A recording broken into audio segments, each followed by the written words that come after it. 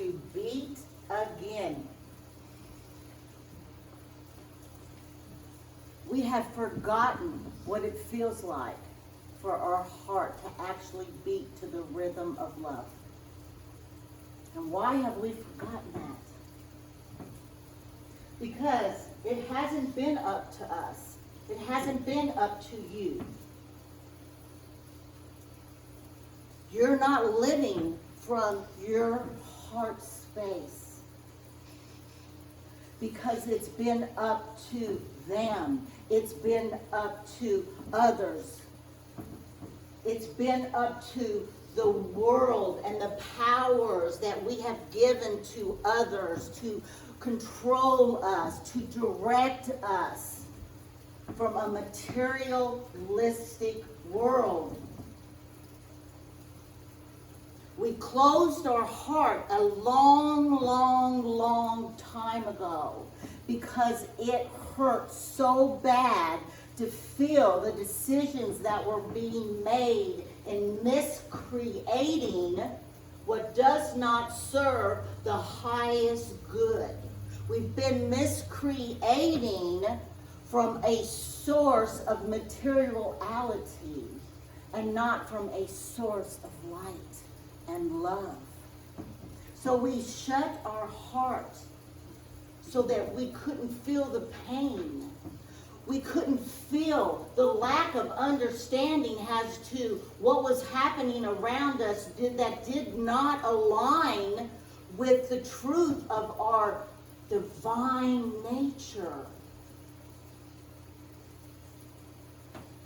So we went outside of ourselves to find out what to do about it.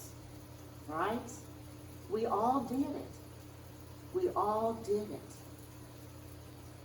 We've been programmed. We've been given beliefs that we are to believe. Even now, I understand what's going on here in this world right now that is exhibiting itself in dis-ease and conflict. I understand that. And I understand that a lot of us are fearful of that. And I've had people ask me, why do I not fear this? Because I am not of it. I am not of this materialistic world and mindset. I can make my own decisions. I was given free will. I can choose to live in the light of the divine. And in that light, I affirm and I know and I have the faith to trust that I am protected and shielded because my body is a body of light. And that's what we invite you to come here to reestablish your body of light so that you can show up as that and not come across in your fearfulness and attracting that dis-ease, that uncomfortableness that's going on outside of you. The reason it's going on outside of you is because we forgot that everything we could ever desire or need to live this life is inside of you. You're no longer listening to the intuitive nature of your heart. And we have forgotten how to do that. So now we've got to learn how to do that all over again. Okay? So it's all about you. And this is not being selfish or self-centered. You are doing nothing good in the world if you are living in a state of fear, if you are living out here attached to what is going on around you, outside of you. You have joined the storm, and in so joining that storm, you have added to the problem. Okay? We invite you here to learn how to live in the eye of the storm and ripple out that love and light, so that you help others to do the same. And the sooner we do that, the sooner our world will shift. So we're going to talk about you today and how you feel inside you, okay? Because that's what it's all up to, is you.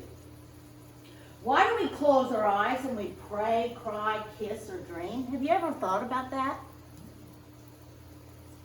Because the most beautiful things in life are not seen but felt by the heart.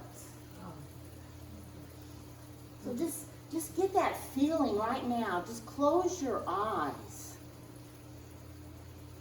and just envision your heart. Go right to your center of your being, right where that soul is radiating. That's what we want to connect to. Nothing else, nothing less, nothing greater. Right in the center of your being, in the divine self that connects you to Source, that connects you to Mother Earth. Today we are here to open our hearts and to allow our hearts to beat in the divine rhythm of love. And if we did this every day, if we got up and we started our day sitting on the edge of our bed and connecting to that heart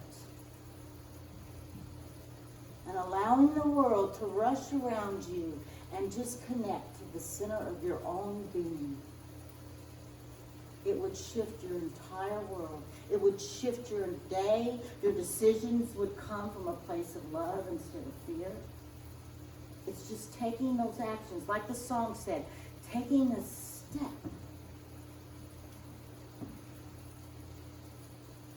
Yes. Yesterday I was clever, so I wanted to change the world. And we all come in thinking, oh, what can I do to make a difference in the world? How can I change the world? And in the meantime, we're feeling all this pain and all this hurt, and we're not taking care of ourselves physically, and we're not doing the spiritual practices that we were taught, but we want to go out and we want to change the world. So with that mindset, how do you think you're going to change the world for the good? If you're coming and living from your own woundedness, how could you possibly do that? You can't. You can't. Today I am wise, and this is when you obtain your wisdom, is when you come to the realization that it has nothing to do with changing the world, but it has everything to do with changing yourself. That is the only thing that you have control over. The only thing. You may think you have control over other things, and if you think you do, you are living in an enslaved mindset, just as the world is living. You have joined the races, and now you have imprisoned yourself within that mindset. It starts right inside, okay? It all begins and ends in your mind. What you give power to has power over you. We say this over and over and over and over again here at Unity. It begins in your mind. What are you thinking? What are you paying attention to? What are you fueling? What are you adding vibration to? Are you even paying attention at all to what's coming and going? I just got done listening to Michael Beckwith on The Answer Is You, was the name of his CD I just listened to. And he says, take this little test. If you think that you're the mind, y'all think you're the mind? Y'all don't know? No? You think you're the mind? Because your mind's going right now, right? Even as I'm talking, your mind's just erasing, isn't it? Are you in control of those thoughts, or are they just kind of coming and going, kind of flowing through you? Mm-hmm. Because think about it. If we are all one and we're connected to the wholeness of all, why do you think our minds are always going? Well, not only do you have your own thoughts going on in there, you have the thoughts of the collective of all. Okay, we're one, right? One. Okay, so you've got all that energy going. You've got the energy of your linear line going. Okay, your ancestors, if you believe in reincarnation, you got all that going, right? You got Mother Earth stuff going. So you have all of these different layers that are constantly bombarding your mind. Why do you think it is so important that you pause, that you stop, and that you get still? So you can know what the heck you're really thinking. Where am I really at? Ask questions. Spirituality is about expanding from your physical body out into the realms of spiritual bodies, okay? This whole energy field that you have. When you come into your spirit, you actually feel the expansion, that you are no longer this physical being. You just feel it. And someone asked Michael Beckwork in this CD, they asked him, well, how do you know this? And he says, because I have experienced it. How do I know it? Because I am experiencing it. So now when I talk to you and give you my experience and my guiding direction from Spirit, it comes not only through me as a spiritual message to you. It comes through me as a vessel that has experienced it. I used to always wonder, well, how can they say those things? How can they deliver these messages and tell me these things? Where's that coming from? It comes through a conscious state of mind that has been evolving forever. I even read an article where it said God evolves. And that makes so much sense, because if we are part of that God, if we are part of that energy, and we're always evolving, it makes sense that so is Source. Source is living, has an expression through each of us individually experiencing everything. Right? Yeah. So what we want to do with our mind, because it is so busy, is we want to get still. And we want to become the masters of what is going on in our thoughts. We want to learn how to master that. And we have had masters down through all of time that have given us direction in how to do that. Jesus being one of our main way showers. So we do know what to do. And we do know that the people that lived from that light and that love and that peace, that was because they experienced it and they were able to share with you. And why do you think Jesus experienced what he experienced? So that he could give us that direction as a human being. So we have to become observers of what we're thinking and place some direction in our thoughts. And that takes practice, it takes awareness, and it takes, where am I going to place my attention today? Recognize your emotional triggers. Okay, triggers, they are so important, especially during this time.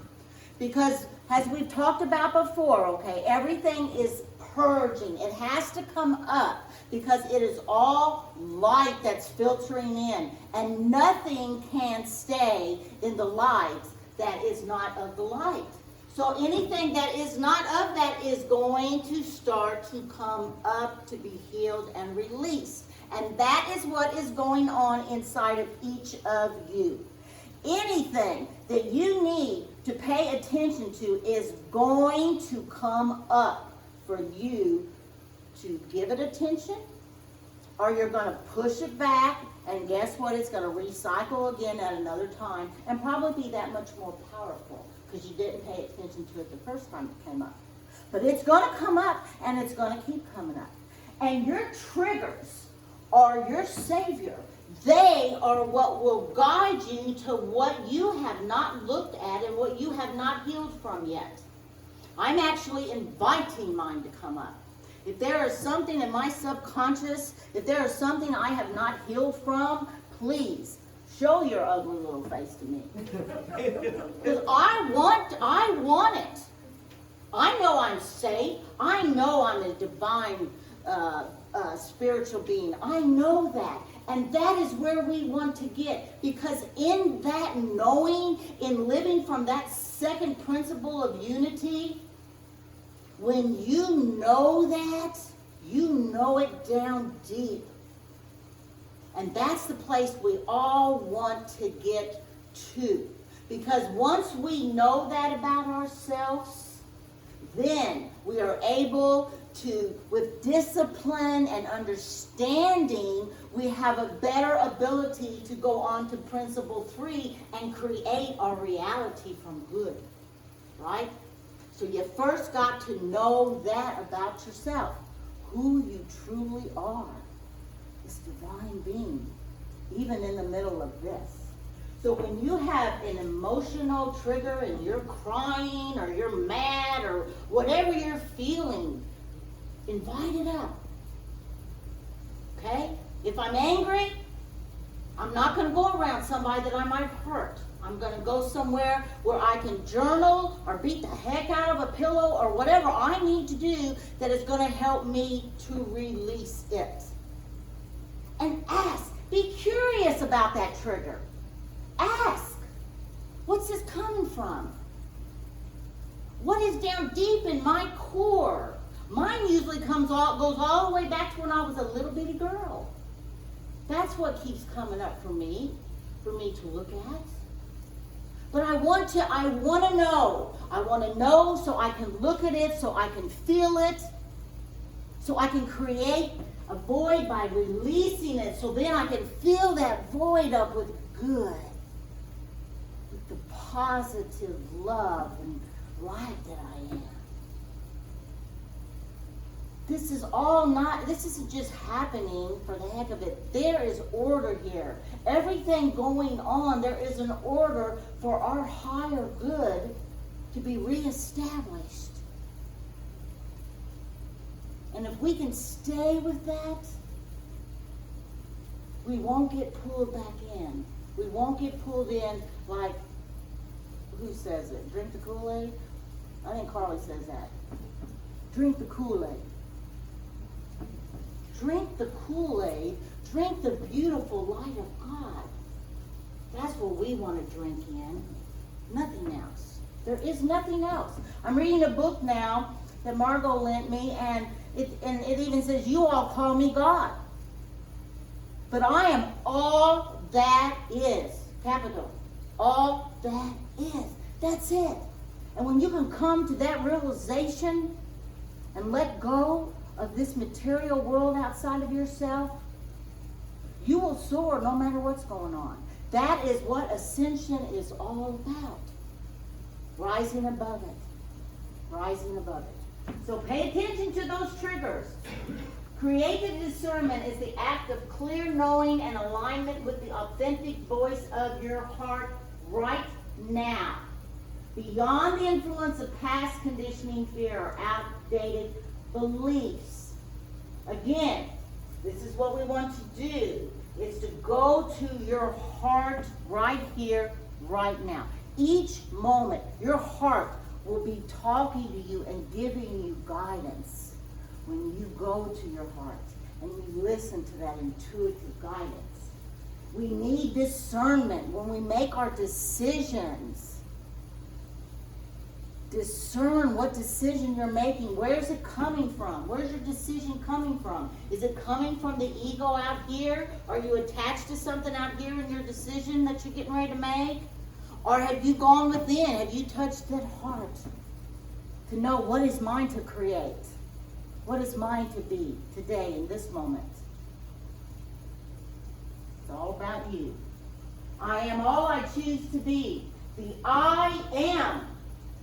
You have this consciousness that you can align with. The Christ consciousness. The I am presence. And when you go to that I am presence and you affirm whatever it is that you are discerning to create, you use that Christ consciousness. You come from that I am.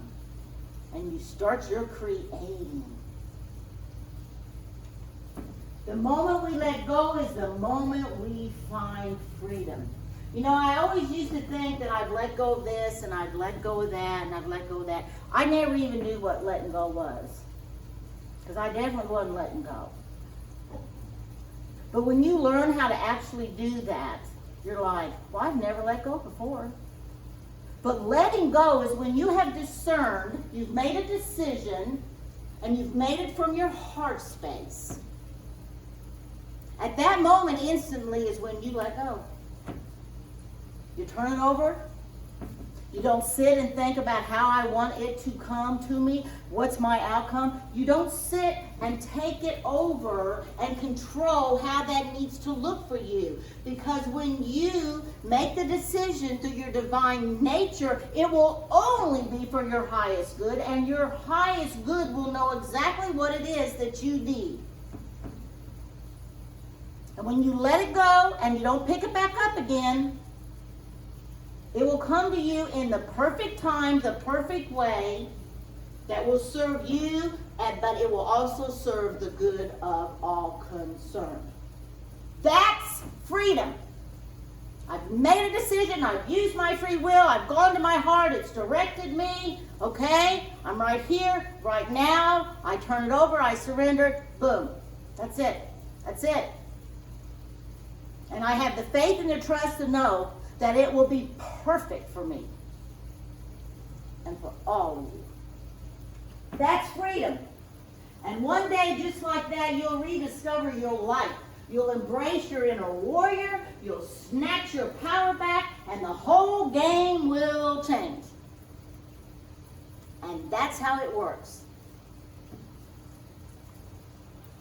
You'll rediscover your life. You'll finally know who you are. You'll finally know why you're here. You'll embrace your inner warrior. You will have such strength. You will get through anything that comes, but you will get through it with love. And it takes strength and bravery, just like a warrior has to have that strength and that bravery. You'll snatch your power back. A power that you are, a power you've never lost. You've never lost it. You are that power. You just have to rediscover it. Start letting it shine. And go around where you're loved and you're supported. Go where you are being nurtured and fed. You don't have to do this alone. I've had people call me and they're so lonely, and I just say, you're not alone. I'm here. All these people that you could pick the phone up. I gave you all numbers that you could call each other. We're never alone unless we make a decision and we do that to ourselves. Another decision that we make. Snatch that power back. Be that power. We are going through a time where we are being empowered. We are either going to come and show our bravery and our strength, and we're going to be this loving presence in the world, or we're going to jump in, drink the Kool-Aid, and we're going to be a part of the problem. Those are the two decisions that we have. And they're yours to make. Because you have free will. the whole game will change. My life is so different now. I've never experienced what I'm going through right now. It's just a life that I just, all I can do is share it with you guys. You know, because it used to be just imagination that I would have about my life, but that was, I was fueling that. I was creating that by thinking about, that's what I wanted, that's what I desired. And if you desire that, you can have it. By just staying on that path of light and love, okay? And then you become the experience and the demonstration of it. So, we're going to do a meditation, but I want you, this is going to be a meditation that has a message. It's a message from the divine. So I want you to watch the screen. Has divine, she's a channeler, Milan, and she is going to channel as she does her meditation. She has the frequencies with her bowls and her singing. It's just beautiful. So, like I said, I would like for you to look up here as the message is being delivered, and then we'll sit in a stillness for a little bit. So let's, first of all, we want to get comfortable in our seats. Meditation always begins with becoming relaxed. We want to slow down all those thoughts in our little mind going on. So let's get relaxed, get your spine straight, line those chakras up. And let's just take in those deep cleansing breaths. I always like to do 3. 3 is a very spiritual number. Breathe deep into the abdomen and expand that abdomen out, and then circle back up and release.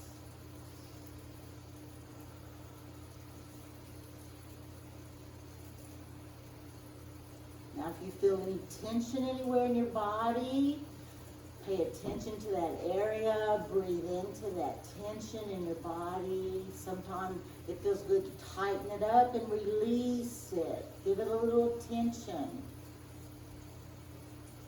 Now let's ground ourselves to Mother Earth by taking your cord or your roots from your feet, your tailbone, and just taking those down into Mother Earth's core and wrapping those around her core, and then coming back up as we open our consciousness and our awareness to this beautiful message from the divine.